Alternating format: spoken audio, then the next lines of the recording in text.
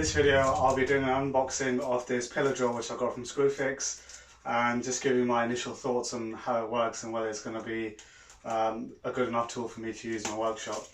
I bought this from Screwfix with my own money, so it's not a sponsored video whatsoever. It's probably one of the cheapest pillar drills out there. I got it for $49.99. So let's see if it's up to the job, and let's get it all put together.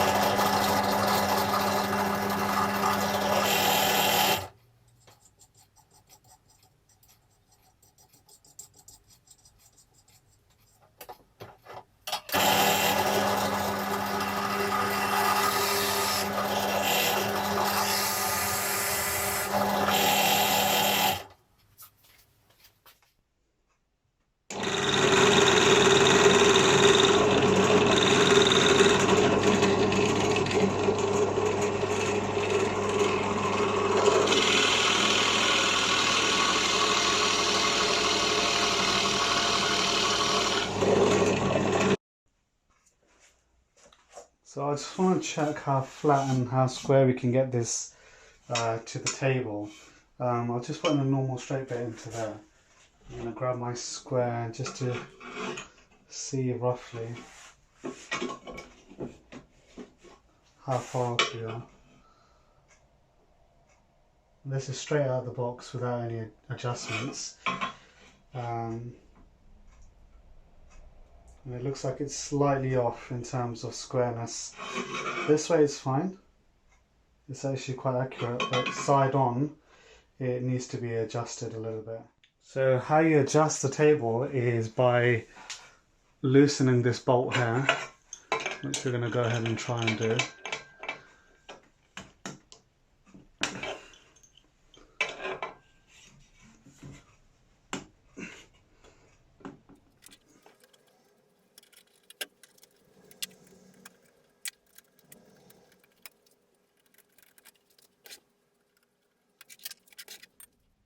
So my initial thoughts on the drill press is that it's a little bit clunky.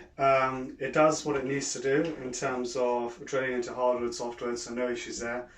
I didn't adjust the speeds on because it's pretty much set ready to where I need it to be. I did some tests on using a bit of hardwood and forcing a bit and had no issues, to be honest. The only issues I have is the table itself is difficult to align if you want to get it flat. There is a bolt underneath which you need to unscrew, and I couldn't even get it unscrewed. It's that tight on, so what I had to do then is to actually use a wooden mallet and whack it into place, and it just held there, which is not ideal, because if you want to do any angles on this, or you want to have a different position, it's almost impossible to adjust. In terms of adjusting the height of the table, pretty easy. I like how the fastening at the back is made from metal and not plastic. But yeah, it does what it is on the tin. It's 50 quid, and it will do exactly what I need it to do. If you're looking for something a bit more sophisticated, a bit more easy to use in terms of adjustments and speed and so forth, this isn't the one to go for. But if you're looking for something cheap and cheerful just to do a few odd jobs here and there, you can't go wrong with this, to be honest. The only thing I would say is it's slightly noisy, so just make sure you've got your air defenders on, or something to block out the sound, because it is quite noisy, and I'd probably fix it down onto a bench if you can, in a permanent place, because the vibration does cause a slight noise as well. But other than that, the guard is pretty good. It comes up and down. It can also be adjusted height wise, and like I said, the table is easily adjustable, and that just needs to be tightened to the right position. One thing that was quite frustrating is these two little nuts over here will adjust the depth stop in terms of how far it goes down. Again, if you're going to be using this feature quite a lot, this is probably not ideal, because it's quite frustrating to having to move the second nut and then adjusting the first and second nut so they're aligned, and it's not exactly the most accurate thing, but I probably won't be using that very often. But other than that, it does the job. It's 50 quid, you can't go wrong. Give it a shot, give it a try. Don't like it, maybe just return it, I don't know.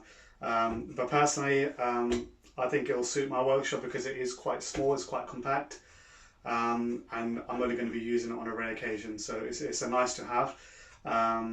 And if I was going to be using this tool very often, I probably would have went for maybe a SHEILD or the Bosch or another option. But for me, like I said, it's going to be used very not so frequently, but it's just a tool to have in the workshop, so when I do need to use it, it can be done. The chuck itself is quite solid, it's quite strong. You have this the key chuck for this. It works fine. You've got to pick up the guard first before you can do any adjustments. The only thing I would say is that because it's quite small, it's a very light machine, so when turning on and off, so just be careful not to push it over. It's best to either press it over the machine, hold the machine down, and then press the button. You won't have this issue if you fix it down onto a bench, but again, it's a minor thing. It's nothing too major. It's your own tool, so you'll know how to use it. But again, if someone else is going to be using it, just to give them an update and give them a sort of a heads up in terms of before they use it. But yeah, overall for 50 quid, it does the job. Really happy with it, and I'm sure I'll be using this in some upcoming projects. If you like the video, please subscribe and leave some comments below. Thank you.